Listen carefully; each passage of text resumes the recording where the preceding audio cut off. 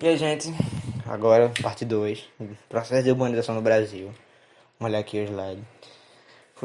Acho que a lista foi marcado por uma formação de grandes cidades, geralmente nas capitais de estado. Excessivo crescimento do setor terciário, ritmo acelerado. Vamos falar por que esse ritmo foi acelerado. O padrão periférico do crescente, vamos explicar também. Deixa eu só, pronto, mas deu o final do slide.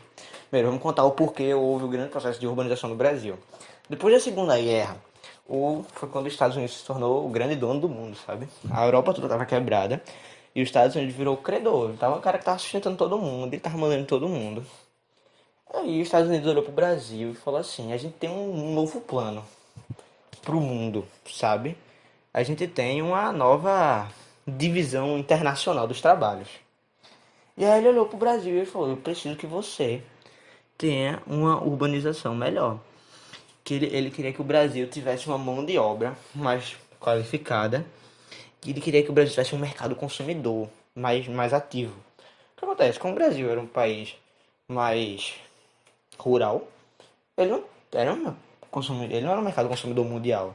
Desde quando as pessoas do campo, sei lá, iam e compravam eletrônico da China, sabe? A gente não tinha essa mania, e a gente nem tinha esse poder de compra para conseguir fazer isso. E é isso, e aí os Estados Unidos ele manda, e aí o JK criou o plano de metas lá, 50 anos em 5, que são a evolução do Brasil, a urbanização acelerada.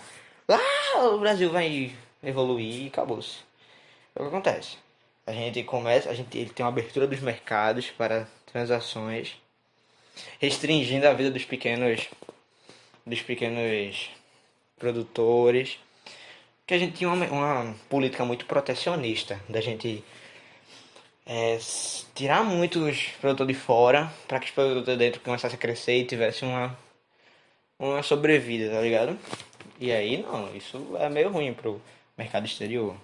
E aí foi o que aconteceu, a gente prejudicou os nossos produtores pequenos para que entrasse gente de fora eles tivessem a sua coisa. E aí foi o que eu falei. Por que ocorreu a urbanização no Brasil em si? Como foi a urbanização para as pessoas? O que aconteceu? Bom, o mercado imobiliário do, do campo ficou difícil. O que aconteceu? Já, vamos dizer assim, tinha, tinha lá a área, tinha seu Zé, seu Binho e seu Thomas, todos eles eram fazendeiros, e tinha uma fazenda grande do seu Israel.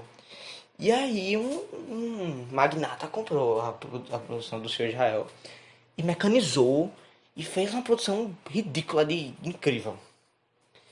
E acontece que os produtos do seu Binho, do seu Thomas e do seu Zé não estavam valendo muito, porque eles não conseguiam produzir tanto, eles não produziam com tanta qualidade. E aí o que eles faziam? Começavam a perder, precisavam não ter dinheiro para se manter. E o que eles faziam? Vamos vender a terra. E aí eles vendiam a terra por 10 mil e falavam, eu vou poder comprar outra terra. Não, porque valia uma supervalorização na terra. Que assim, era de 10 para 10 mil. Na hora que eu vendi por 10 mil, aquela terra já tá valendo 150, tá ligado? Tá valendo muito, estouradamente acima do padrão que o povo brasileiro podia comprar. E aí foi aí que ocorreu o sonho. Ocorreu o nome, o investimento na industrialização da urbana. E aí começou a imigração das pessoas do campo que não tinham mais para onde ir, sabe? Eles não viam mais um futuro ali. E aí começou esse sonho de que a vida na cidade era melhor, que eles iam conseguir sobreviver, eles iam conseguir crescer. E foi por isso que todos foram para lá. Por isso que foi um ritmo acelerado. Porque começaram a perder dinheiro, tinham que trabalhar e foi pra cidade e tal. Pronto. Vai ver. Esse é o processo de urbanização no Brasil, o crescimento que foi. 1940 até 2005, pode ver.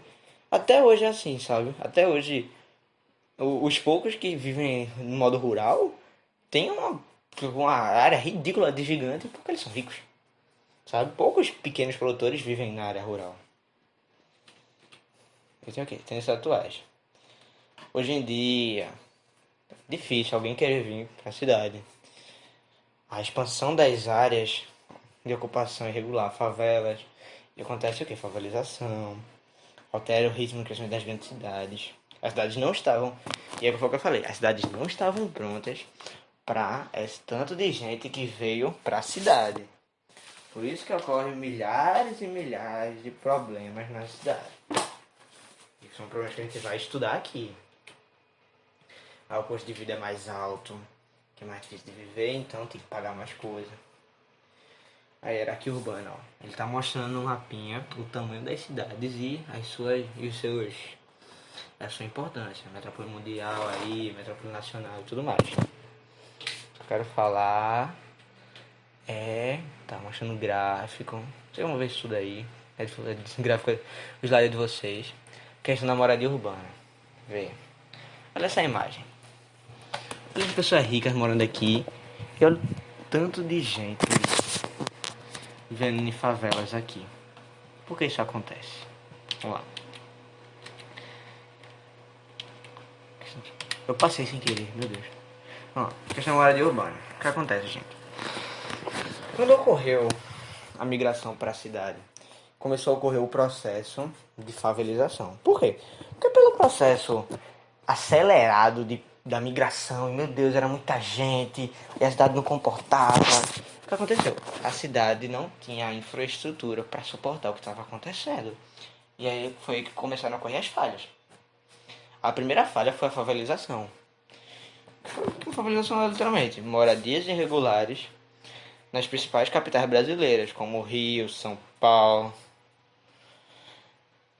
que são fruto do grande fluxo migratório em direção das áreas de maior emprego, mas ocorreu pela falta de política ocupacional. Que era o quê? Não tinha onde morar, muita gente não tinha como comprar porque era pobre, e acabou que, de forma periférica, que falou ali no slide passado, ao redor das capitais, criou-se a favela. Ocorreu o processo de favelização dessas grandes cidades, porque a cidade não comportava essas pessoas. Por isso que tem essas tantas favelas. E a gente tem o quê? A questão dos transportes, que é a questão da mobilidade urbana. Que é o quê? A questão da mobilidade urbana é que, mais uma vez, as cidades não tinham infraestrutura para suportar o fluxo de pessoas que ia vir. Suas ruas não estavam, suas avenidas, suas rodovias não suportavam tantos carros que iam ter hoje em dia. E acontece o quê? Acontece engarrafamento, acontece atropelamento, acontece acidente, sabe? A questão do transporte é essa. A mobilidade urbana é um problema. Tipo assim, Paris, até São Paulo, fizeram um projeto de rodízio, que as pessoas não podiam. Tinha dia que as pessoas podiam ficar com o carro na rua, e as pessoas tinham que botar o carro de volta para casa, que era poder diminuir o fluxo de carro na rua, porque tava. Não existia, sabe? Não dava mais. E tem o que também? Tem a violência urbana, que é o quê? As pessoas. O fluxo acelerado pra cá por causa do emprego não significava que tinha emprego pra toda essa gente, sabe? Muita gente veio pra cá, foi morar em favela e não tinha o emprego dos sonhos que foi prometido, tá ligado? Eles não podiam fazer mais nada. E aí começou a violência urbana, começou a bandidagem, começou o tráfico. As pessoas que não tinham pra onde correr tinham que se sustentar de alguma forma. E eles foram pra violência urbana. Não tô dizendo que isso é certo, mas foi o que aconteceu.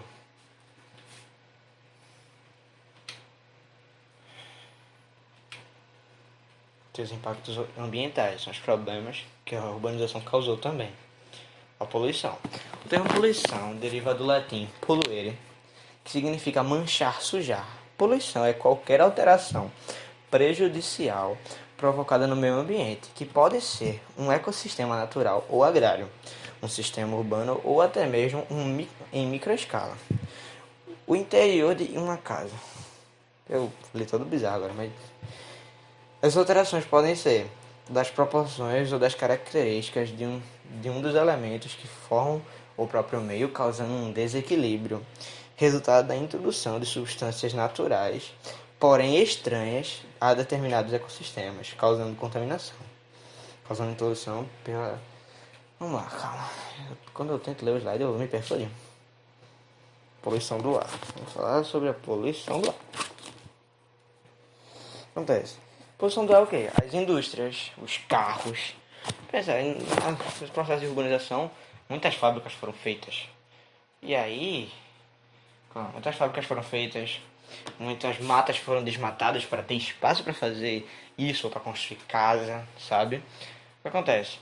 Sem, sem, sem árvore, o ar fica mais impuro, tem menos ar bom, ocorre um problema climático que eu vou falar depois.